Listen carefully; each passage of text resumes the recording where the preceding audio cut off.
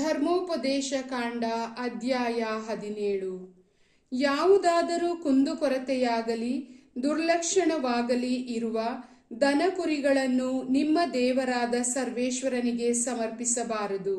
ಅಂಥವುಗಳನ್ನು ಅವರು ಸಹಿಸರು. ನಿಮ್ಮ ದೇವರಾದ ಸರ್ವೇಶ್ವರ ನಿಮಗೆ ಕೊಡುವ ಊರುಗಳೊಂದರಲ್ಲಿ ಒಬ್ಬ ಪುರುಷ ಅಥವಾ ಸ್ತ್ರೀ ನಿಮ್ಮ ದೇವರಾದ ಸರ್ವೇಶ್ವರನ ನಿಬಂಧನೆಯನ್ನು ಮೀರಿದ್ದಾರೆ ಎಂದು ಅನ್ಯ ದೇವರುಗಳನ್ನಾಗಲಿ ಪೂಜಿಸಬಾರದೆಂದು ನಿಷೇಧಿಸಿರುವ ಸೂರ್ಯ ಚಂದ್ರ ನಕ್ಷತ್ರಗಳನ್ನಾಗಲಿ ಪೂಜಿಸಿ ಆರಾಧಿಸಿ ಸರ್ವೇಶ್ವರನ ದೃಷ್ಟಿಯಲ್ಲಿ ದುಷ್ಟವಾದುದನ್ನು ನಡೆಸಿದ್ದಾರೆ ಎಂದು ನಿಮಗೆ ತಿಳಿದರೆ ಅದನ್ನು ನೀವು ಸೂಕ್ಷ್ಮವಾಗಿ ವಿಚಾರಣೆ ಮಾಡಬೇಕು. ಆಗ ಇಸ್ರಾಯೇಲರಲ್ಲಿ ಯಾರಿಂದಲಾದರೂ ಆ ನಿಷಿದ್ಧ ಕಾರ್ಯ ನಡೆದದ್ದು ನಿಜವೆಂದು ತಿಳಿದು ಬಂದರೆ ಆ ಪುರುಷನನ್ನು ಅಥವಾ ಆ ಸ್ತ್ರೀಯನ್ನು ಹಿಡಿದು ಊರ ಹೊರಗೆ ತಂದು ಕಲ್ಲು ಬೀರಿ ಕೊಲ್ಲಬೇಕು. ಒಬ್ಬನೇ ಒಬ್ಬ ಸಾಕ್ಷಿಯ ಮಾತಿನ ಮೇಲೆ ಯಾರಿಗೂ ಮರಣ ಶಿಕ್ಷೆಯಾಗಬಾರದು. ಮರಣ ಶಿಕ್ಷೆಯನ್ನು ವಿಧಿಸುವುದಕ್ಕೆ 2 ಇಲ್ಲವೇ 3 ಸಾಕ್ಷಿಗಳು ಬೇಕು. ಅಪರಾಧಿಯನ್ನು ಕೊಲ್ಲುವುದಕ್ಕೆ ಸಾಕ್ಷಿಗಳೇ ಮೊದಲು ಕಲ್ಲನ್ನು ಎಸೆಯಬೇಕು, ತರುವಾಯ ಜನರೆಲ್ಲರೂ ಹಾಕಲಿ. ಹೀಗೆ ಮಾಡಿ ನೀವು ಆ ದುಷ್ಟತ್ವವನ್ನು ನಿಮ್ಮ ಮಧ್ಯೆಯಿಂದ ತೆಗೆದುಹಾಕಬೇಕು. ವಿಧ ವಿಧವಾದ ಜೀವಹತ್ಯ, ಹಕ್ಕುಬಾಧ್ಯತೆ, ಹೊಡೆದಾಟ ಇವುಗಳ ವಿಷಯದಲ್ಲಿ ಅನುಮಾನ, ಚರ್ಚೆಗಳು ನಿಮ್ಮ ಊರಲ್ಲಿ ಉಂಟಾಗಬಹುದು. ಆಗ ಸರಿಯಾಗಿ ವಿವೇಚಿಸುವುದು. ನಿಮ್ಮ ಶಕ್ತಿಗೆ ಮೀರಿದ ಪಕ್ಷಕ್ಕೆ ನೀವು ಊರಿನಿಂದ ಹೊರಟು ನಿಮ್ಮ ದೇವರಾದ ಸರ್ವೇಶ್ವರ ಆರಿಸಿಕೊಳ್ಳುವ ಸ್ಥಳದಲ್ಲಿ ಯಾಜಕ ಸೇವೆ ಮಾಡುವ ಲೇವಿಯರ ಮತ್ತು ಆ ಕಾಲದ ನ್ಯಾಯಾಧಿಪತಿಯ ಬಳಿಗೆ ಹೋಗಿ ವಿಚಾರಿಸಬೇಕು. ನೀವು ಕೊಡಬೇಕಾದ ತೀರ್ಪನ್ನು ಅವರು ತಿಳಿಸುವರು. ಸರ್ವೇಶ್ವರ ಆರಿಸಿಕೊಂಡ ಆ ಸ್ಥಳದಲ್ಲಿ ಅವರು ನಿಮಗೆ ತಿಳಿಸುವ ಮಾತಿನ ಪ್ರಕಾರ ನೀವು ಮಾಡಬೇಕು. ಅವರು ಬೋಧಿಸುವುದನ್ನೇ ನೀವು ಅನುಸರಿಸಬೇಕು. ಅವರು ಕೊಡುವ ಆದೇಶದ ಪ್ರಕಾರ ಹಾಗೂ ಅವರು ಹೇಳಿಕೊಡುವ ತೀರ್ಪಿನಂತೆ ನೀವು ಮಾಡಬೇಕು. ಅವರು ತಿಳಿಸುವ ಮಾತನ್ನು ಬಿಟ್ಟು ಎಡಬಲಕ್ಕೆ ತಿರುಗಬಾರದು.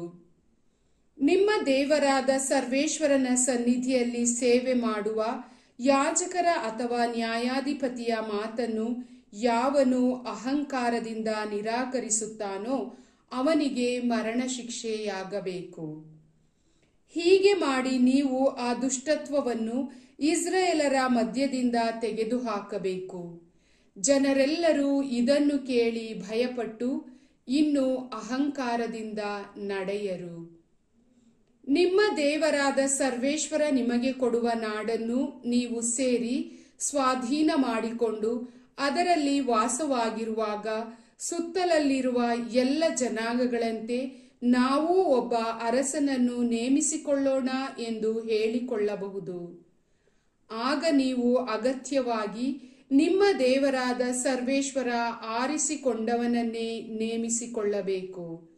ನಿಮ್ಮ ಬಂಧುಗಳಾದ ಸ್ವಜನರಲ್ಲೇ ಒಬ್ಬನನ್ನು ಅರಸನನ್ನಾಗಿ ನೇಮಿಸಿಕೊಳ್ಳಬೇಕೇ ಹೊರತು ಅನ್ಯ ದೇಶದವನನ್ನು ನೇಮಿಸಬಾರದು.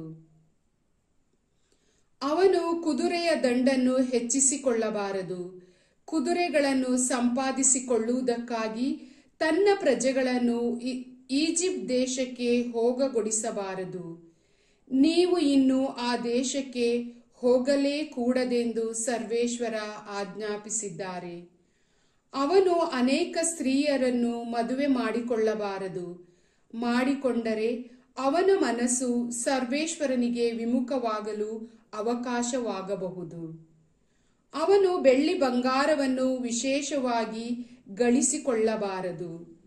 ಅವನು ರಾಜ್ಯಾಧಿಕಾರಕ್ಕೆ ಬಂದಾಗ ಯಾಜಕ ಸೇವೆ ಮಾಡುವ ಲೇವಿಯರ ವಶದಲ್ಲಿ ಇರುವ ಈ ಧರ್ಮಶಾಸ್ತ್ರ ಗ್ರಂಥದ ಒಂದು ಪ್ರತಿಯನ್ನು ತನಗಾಗಿ ಪುಸ್ತಕ ರೂಪವಾಗಿ ಬರೆಸಿಕೊಳ್ಳಬೇಕು. ಅವನು ಗರ್ವದಿಂದ ತನ್ನ ಸ್ವದೇಶದವರನ್ನು ಹೀಯಾಳಿಸಬಾರದು. ಸರ್ವೇಶ್ವರನ ಆಜ್ಞೆಯನ್ನು ಮೀರಿ ಎಡಬಲಕ್ಕೆ ತಿರುಗಿಕೊಳ್ಳಬಾರದು. ದೇವರಾದ ಸರ್ವೇಶ್ವರನಲ್ಲಿ ಭಯಭಕ್ತಿ ಉಳ್ಳವನಾಗಿರಬೇಕು.